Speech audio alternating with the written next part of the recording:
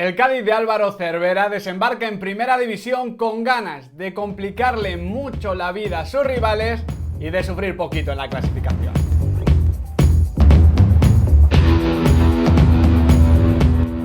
Muy buenas chicos y chicas, ¿qué tal estamos? Bienvenidos de nuevo a Diario de un Periodista Deportivo.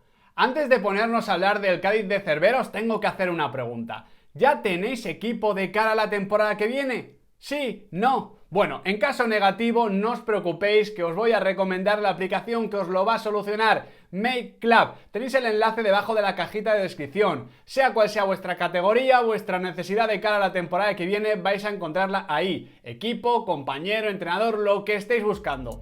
¿Ya lo tenéis claro? Bueno, pues vámonos ahora a hablar del Cádiz.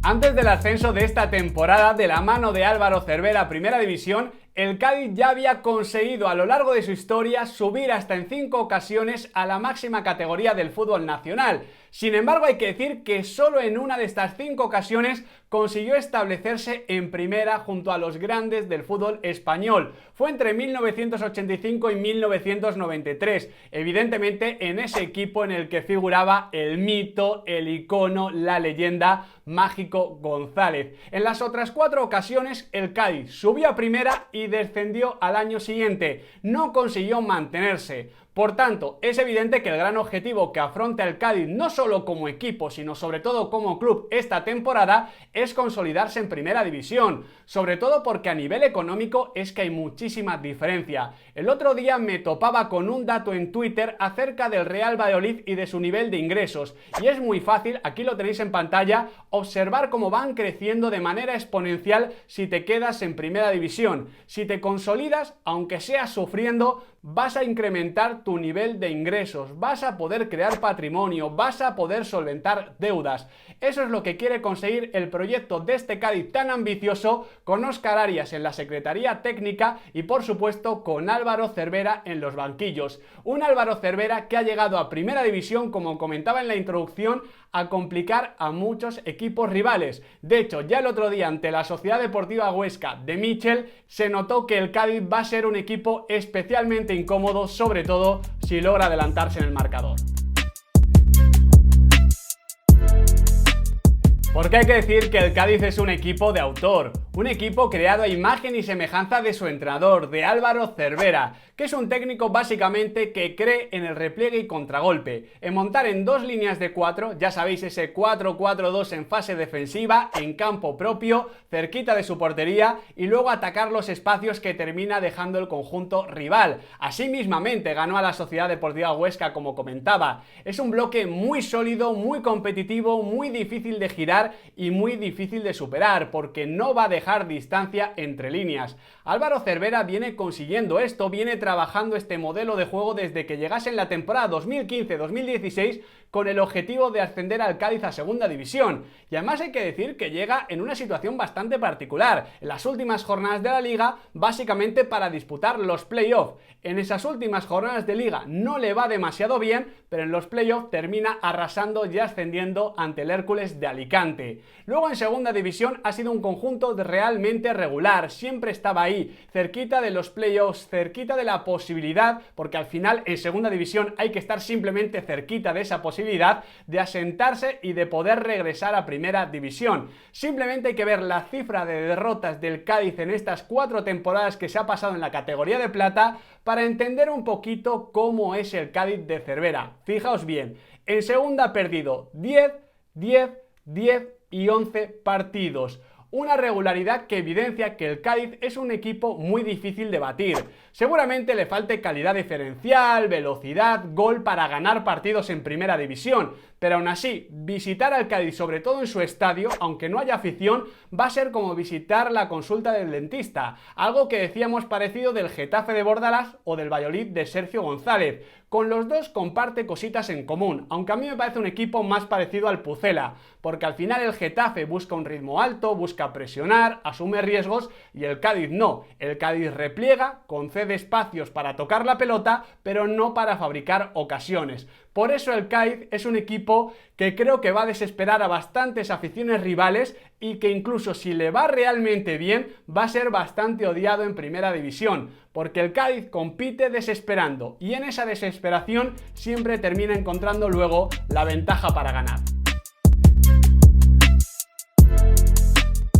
De los recién ascendidos, el Cádiz fue el equipo que primero se movió, el que primero realizó la mayoría de traspasos que tenía por delante en este mercado de fichajes y también ha sido el equipo que más dinero, al menos hasta la fecha, ha invertido en estas contrataciones. Pero claro, estos dos hechos tienen una explicación, y es que el Cádiz tenía muchos futbolistas cedidos y muchas de estas cesiones tenían opciones de compra obligatorias en caso de ascender.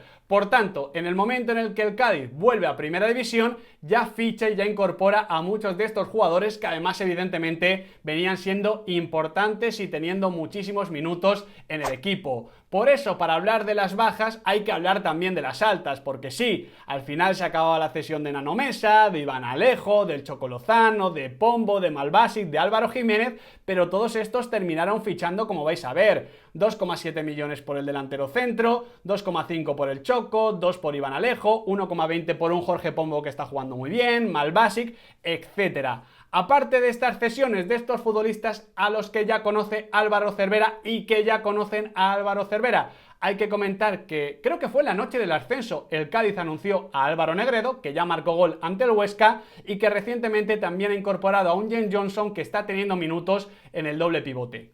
Dicho esto, evidentemente si uno mira la plantilla del Cádiz se encuentra como hay futbolistas con poquita experiencia, sin demasiado nombre, sin demasiado gol, sin demasiada calidad diferencial. Esto es importante porque al final es la materia prima de la que dispones para competir ante los mejores equipos del país.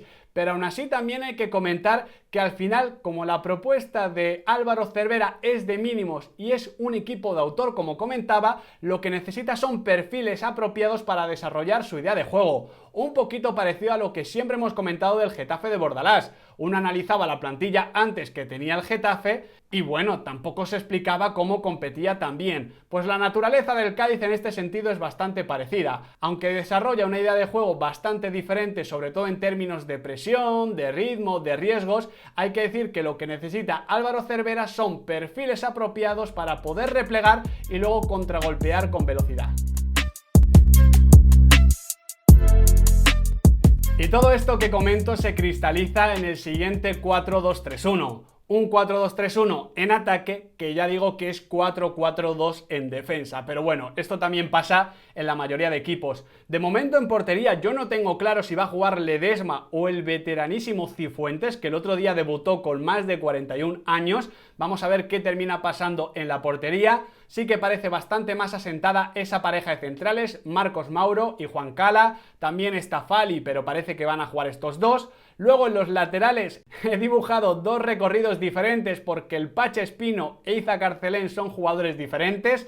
El Pacha es muy uruguayo, a mí me recuerda a Gaby Heinze, es muy ancho, muy fuerte, muy bueno en el 1 para 1, muy físico. Es una de las, certezas competitivas a nivel defensivo que tiene el Cádiz. E Iza Carcelén, que también compite bien en defensa, luego sí que tiene más recorrido en ataque y además tiene una calidad para centrar o para golpear con su pierna diestra bastante interesante. Estoy seguro que va a producir goles y a mí de momento me está funcionando muy bien en la Liga Quintana en Bivenger. En el centro del campo hay varias alternativas. De hecho, aquí nos salen los nombres de Bodiger, de Augusto Fernández, de Jurado, que de momento no está teniendo demasiadas oportunidades, pero estoy seguro que le llegará su momento a lo largo de la temporada. Bueno, yo creo que parten como titulares, por lo que estamos viendo al menos en este inicio de temporada, José Mari seguro y luego la alternativa de James Johnson o Alex Fernández como acompañantes, una variante que depende de dónde juegue Alex básicamente, que es titularísimo. Si juega por delante como media punta y luego cierra como delantero en defensa, pues se crea un espacio en el centro del campo. Si Alex juega al lado de José Mari, se crea un espacio por delante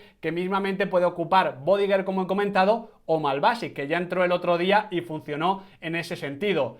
En la izquierda tenemos a Pombo, que ya digo que viene jugando muy bien. En derecha al rapidísimo Salvi, pero también la variante de Iván Alejo, aunque de momento no está contando con demasiados minutos. Y arriba, más allá de Álvaro Jiménez, el Cádiz tiene evidentemente al tiburón de Vallecas, a Álvaro Negredo. Los escenarios en los que se puede mover el Cádiz esta temporada son realmente obvios, por eso no me voy a entretener en ellos. En el worst case escenario hay que situar el quinto descenso a la primera vez del Cádiz en su historia. Sería el peor de los escenarios posibles, pero creo que también cuenta con una plantilla bastante limitada en muchos sentidos. Vamos a ver cómo de competitiva es la propuesta de Álvaro Cervera en Primera División. Yo creo que puede funcionar bien, pero es algo que tenemos que ir descubriendo sobre la marcha. Y luego, como ves que ese escenario, tengo clarísimo que lo que el Cádiz puede hacer es competir, quedarse y desesperar. Ser un equipo incómodo, ser un equipo al que no te quieras enfrentar y que a partir de esta incomodidad se pueda consolidar en Primera División y pueda ir creciendo, firmando mejores futbolistas, más experimentados y afianzando, como consiguió Bordalás en el Getafe o Sergio González en el Valladolid, que deben ser los espejos de este Cádiz, su posición en la élite del fútbol nacional. Nos alegramos que el Cádiz haya vuelto a la Primera División, ojalá su afición vuelva a poblar la grada del Ramón de Carranza, o como se termine llamando su estadio a lo largo de la temporada, porque así disfrutaremos, bueno, de uno de los equipos más especiales, en uno de los escenarios más especiales del fútbol español. Muchas gracias por estar ahí, y si os ha gustado esta previa, tanto si sois del Cádiz como si no, os recomiendo, o mejor dicho, os pido que le deis like al vídeo, que os suscribáis y que activéis la campanita si queréis estar permanentemente informados de Diario de un Periodista Deportivo, un canal donde ya sabéis que el fútbol nunca se acaba.